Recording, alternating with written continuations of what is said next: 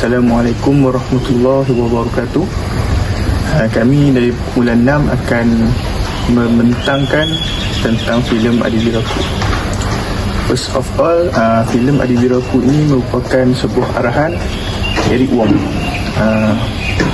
Filem ini mengisahkan perjuangan seorang guru bahasa Inggeris yang bertugas di sebuah sekolah luar bandar iaitu SMK Pinang Tunggal.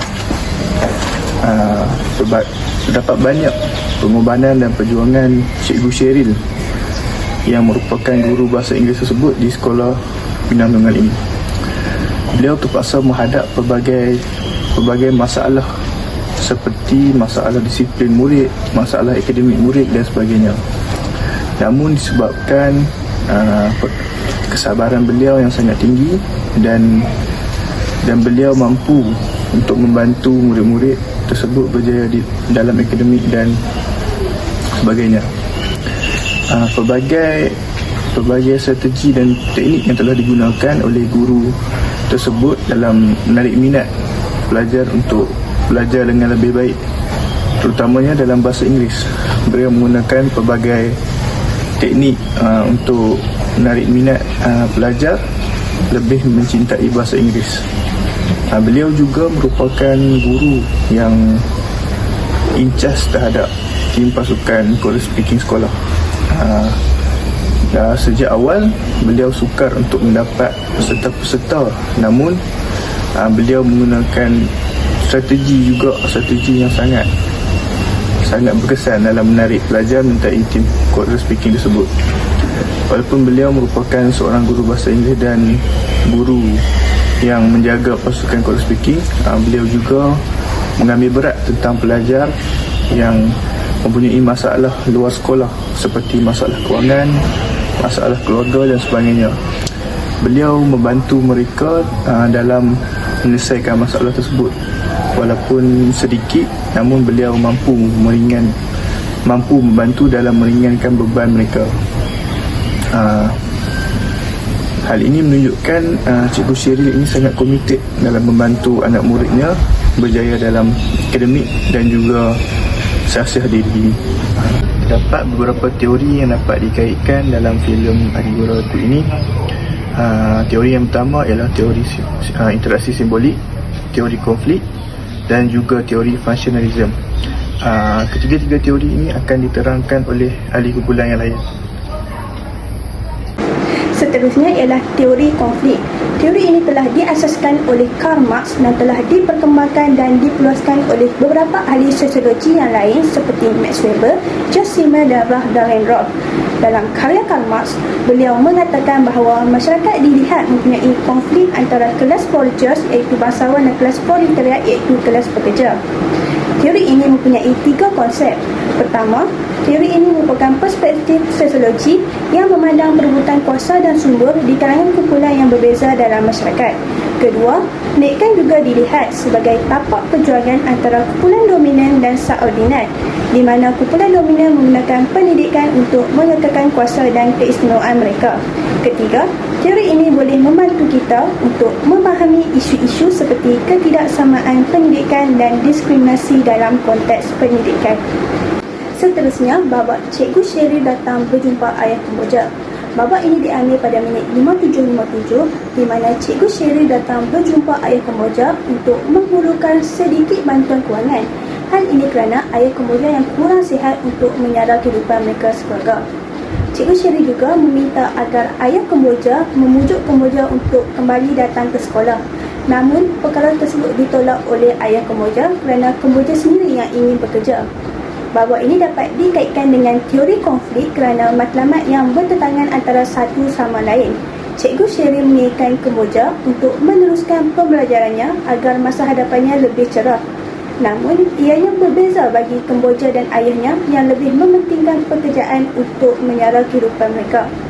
Hal ini dapat dilihat bahawa golongan subordinat akan terus mundur kerana tidak mementingkan pelajaran berbanding golongan dominan yang lebih mementingkan pendidikan untuk terus berjaya. Terima kasih Saudari Beza atas penerangan tersebut. Seterusnya, saya Nur Aisyah binti Muhammad Amin akan menceritakan mengenai teori functionalism. Teori functionalism diperkenalkan oleh Emily Durkheim. Teori functionalism merupakan teori yang mengkaji perlakuan dan kebergantungan sesebuah masyarakat atau organisasi terhadap antara satu sama lain. Setiap masyarakat dan badan organisasi memainkan peranan yang tersendiri tanpa mengganggu tugas orang lain. Setiap anggota menghormati tugas masing-masing dan bersepakat dalam mencapai objektif yang sama. Dalam konteks pendidikan, teori functionalism ini dapat menentukan fungsi tugas masing-masing, contohnya pihak pentadbir dengan pihak guru dan pihak guru dengan pelajar. Antara babak yang dapat dikaitkan dengan teori functionalism dalam filem Adi Wiraku ialah pada minit ke-18-16 saat apabila kita dapat lihat bahawa Cikgu Cheryl dan Cikgu Constant telah bersepakat memilih pelajar yang berbakat untuk menyertai pertandingan tersebut. Mereka juga telah meletakkan pelbagai syarat untuk memastikan ramai pelajar berminat untuk menyertai pertandingan choral speaking. Babak ini dikatakan berkait dengan teori functionalism kerana babak ini menunjukkan dua pihak saling memerlukan antara satu sama lain, di mana Cikgu Cheryl tidak dapat mendaftarkan pelajarnya ke dalam pertandingan sekiranya tidak dapat mencapai angka pelajar yang ditetapkan, iaitu seramai 35 orang. Selain itu, pelajar yang menyertai pasukan pertandingan tersebut akan diberikan markah tambahan sebanyak 10% oleh Cikgu Constant dalam subjek bahasa Inggeris mereka.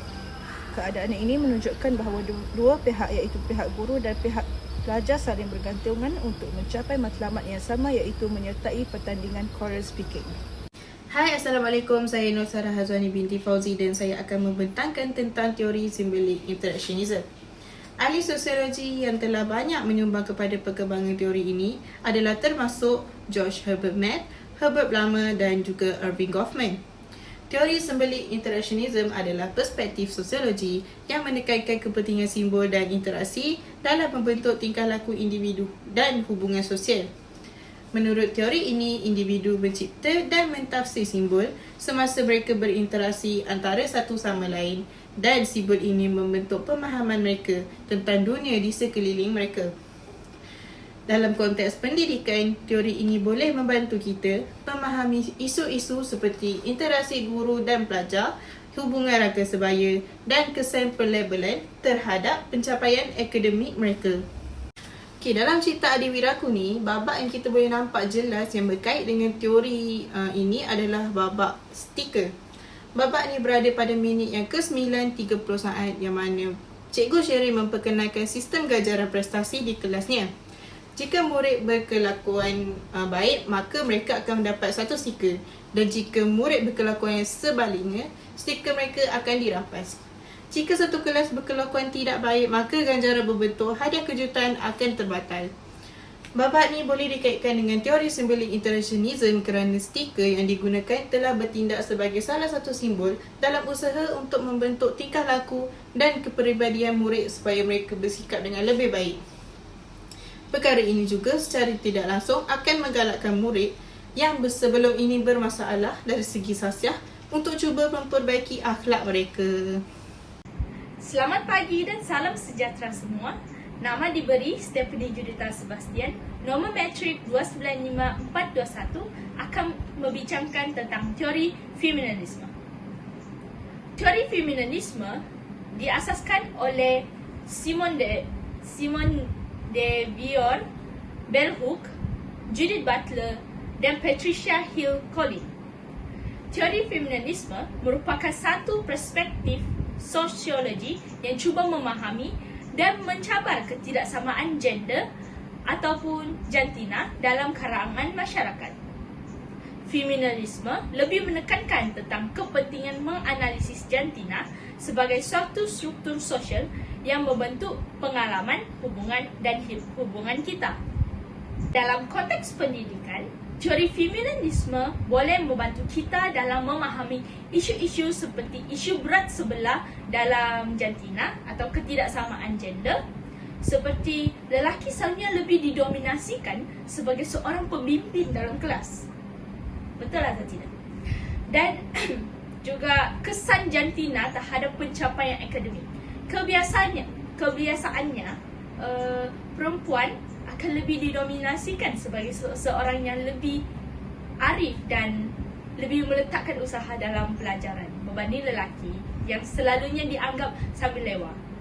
Seterusnya, kita akan beralih kepada kesimpulan.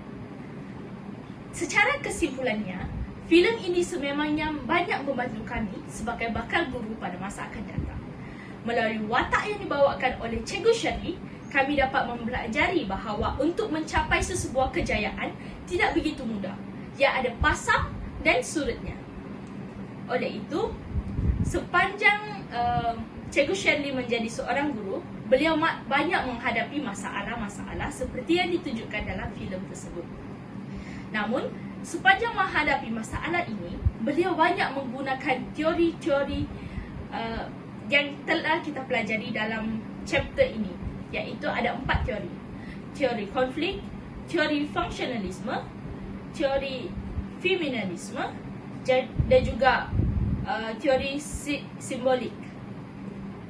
Dengan itu, seperti yang ditunjukkan dan dibentangkan oleh kawan-kawan sebelumnya, teori konflik boleh dilihat daripada masalah Kemboja yang mana dia terpaksa menghadapi dugaan apabila maknya menghadapi masalah mental dan beliaulah yang akan menjaga maknya.